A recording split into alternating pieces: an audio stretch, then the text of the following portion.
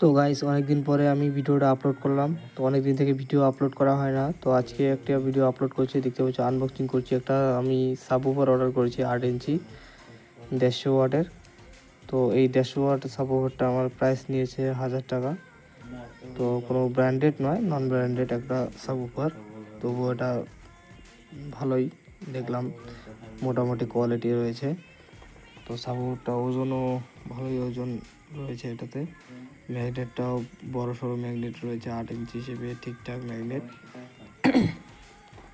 তো এটা sound test করে তোমাদেরকে দেখাবো নেক্সট ভিডিওতে।